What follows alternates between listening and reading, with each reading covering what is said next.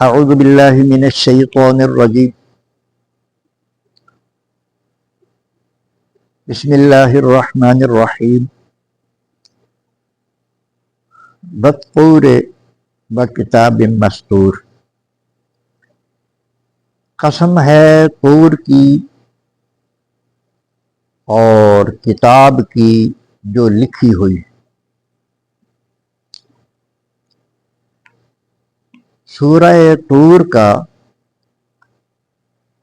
آغاز ہو چکا ہے۔ اس کے شروع میں اللہ تبارک و تعالی نے کچھ چیزوں کی قسمیں کھائیں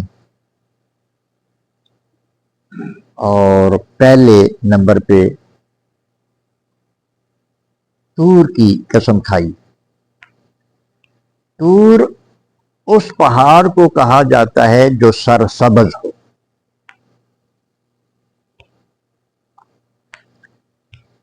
جو خشک ہو، سرسبز نہ ہو، اس کو طور نہیں کہا جاتا۔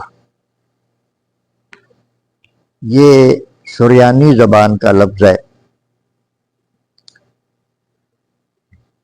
اور یہ طور سینا بھی مشہور ہے۔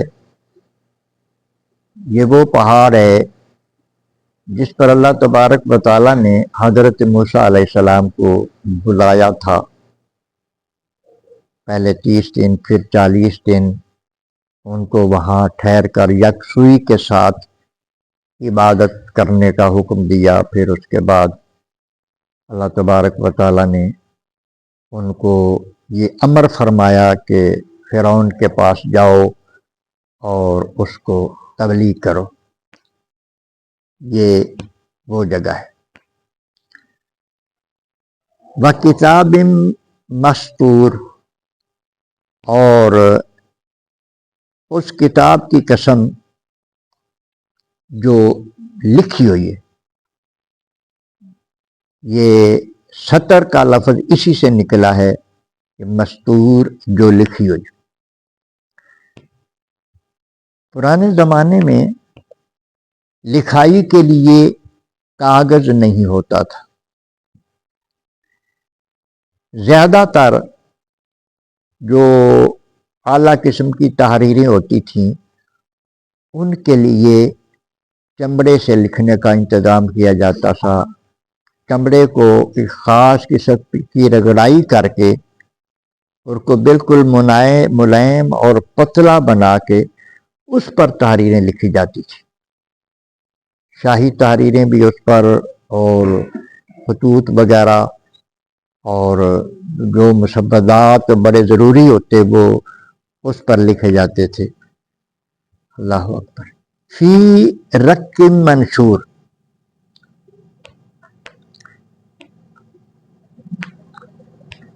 منشور کھلی ہوئی کتاب،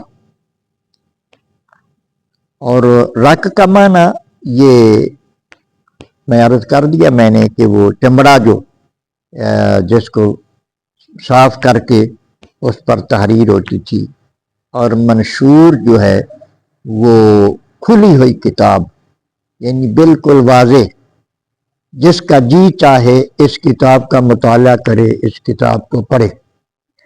والبیت المعمور، اور قسم ہے بیت معمور کی۔ معمور آباد کو کہتے ہیں۔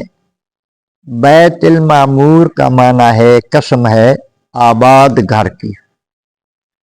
بعض مفسرین نے، جن میں حضرت حسن بصری رضی اللہ تعالیٰ عنہ بھی ہیں، انہوں نے اس سے مراد بیت اللہ شریف لیا ہے کہ بیت اللہ ایسا آباد ہے کہ ایک لمحہ بھی وہاں عبادت سے خالی نہیں ہوتا۔ طواف بھی صرف اس وقت بند ہوتا ہے جب جماعت ہونی ہوتی۔ جماعت کے علاوہ سارا وقت، دن رات، کوئی ایسا وقت نہیں جب وہاں طواف نہ ہو رہا ہو۔ ہر وقت اللہ تبارک و تعالی کے بندوں کی وہاں بھیڑ لگی رہتی ہے، ہر وقت آباد رہتا ہے۔ ایک تو یہ مراد بھی لیا ہے مفسرین نے۔ لیکن بیت المعمور حدیث پاک میں جس کا ذکر آتا ہے وہ 7ویں آسمان پر وہ فرشتوں کی عبادت گاہ ہے۔ نبی کریم علیہ الصلوۃ والسلام نے اس کے بارے میں ارشاد فرمایا کہ معراج کی رات حضرت ابراہیم علیہ الصلوۃ والسلام کی بارگاہ میں پہنچے حضور اور ان سے ملاقات ہوئی، تو اس وقت حضرت ابراہیم علیہ السلام بیت المعمور کے ساتھ ٹیک لگا کر بیٹھے ہوئے تھے، اور نبی کریم علیہ الصلوۃ والسلام نے ارشاد فرمایا کہ وہ بیت المعمور جو آسمانوں پر ہے، فرشتوں کی عبادت گاہ، وہ بھی ایک لمحے کے لیے خالی نہیں ہوتی، ہر وقت وہاں فرشتے عبادت کرتے ہیں، اور روزانہ 70,000 فرشتوں کو اجازت ہوتی ہے اس میں داخل ہونے کی، اور زندگی میں وہ ایک دفعہ ہی اس میں داخل ہوتی ہیں، پھر دوبارہ اس میں نہیں آ سکتے۔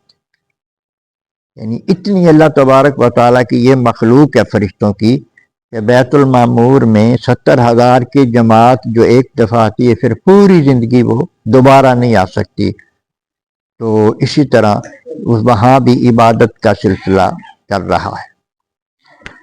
وَالسَّقْفِ الْمَرْفُوعِ، اور بلند چھت کی قسم، اس سے مراد آسمان ہے۔ یہ بھی اللہ تبارک و تعالیٰ کی بڑی عظیم مخلوق ہے، اس کی بھی جو عظیم چیزیں ہیں اللہ کے نزدیک اللہ تبارک و تعالیٰ ان کی قسم فرما رہا ہے۔ والبحر المسجور، اور سمندر کی قسم جو لبالب بھرا ہوا ہے۔ اللہ اکبر۔ یہ تمام ان چیزوں کی اللہ تبارک و تعالیٰ نے قسم کھانے کے بعد بڑے زوردار انداز میں ایک حقیقت کو واضح کیا ہے، ان عذاب ربک لواقع، یقیناً آپ کے رب کا عذاب واقع ہو کر رہے گا۔ جس قوم کے ساتھ نبی کریم علیہ الصلوۃ والسلام کا سامنا تھا، جس کو آپ سمجھا رہے تھے کہ تصور آخرت جن کو سمجھا رہے تھے، اور پھر یہ بتانا مقصود تھا کہ یہ تمہاری سرکشی، یہ تمہاری نافرمانی، یہ تمہارا تکبر اللہ کے عذاب کا مستحق بنا دے گا، اور عذاب تمہارے لیے ناقابل برداشت ہے، تم تباہ و برباد ہو جاؤ گے۔ وہ اس بات کو نہیں سمجھ رہے تھے اور کہتے تھے کہ نہیں، اتنا عرصہ ہو گیا یہ عذاب کر رہے ہیں، آیا بھی نہیں، آنا بھی نہیں۔ اس پر اللہ تبارک و تعالیٰ نے اپنے محبوب کی بات کو سچا کرنے کے لیے خود اتنی چیزوں کی قسم کھائی ہے، تاکہ جو عربی دان ہیں ان کو تو پتہ ہے نا کہ کس بات پر قسم کھائی جاتی ہے، اور جس بات پہ قسم کھائی جائے وہ کتنی سچی ہوتی ہے، اور پر قسم کھانے والا خالق کی کائنات ہو یا اللہ کا حبیب ہو تو اس میں تو کوئی کسی قسم کا شک ہو ہی نہیں سکتا۔ جن کو تالے لگے ہوئے ہیں وہ ان کی اور بات ہے۔ ان عذاب ربک لواقع، بے شک آپ کے رب کا جو عذاب ہے وہ واقع ہو کر رہے گا، ما لہ من دافع، اسے کوئی ٹالنے والا نہیں ہے، وہ واقع ہوگا اور کوئی طاقت اس کو ٹالنے والی نہیں ہے۔ اللہ تبارک و تعالی ہمیں اس عذاب سے بچنے کی توفیق عطا فرمائے، ہم اللہ کی فرما برداری میں زندگی بسر کریں تاکہ اللہ تبارک و تعالیٰ کے رحم و کرم کے مستحق ہو جائے۔ صلاۃ و سلام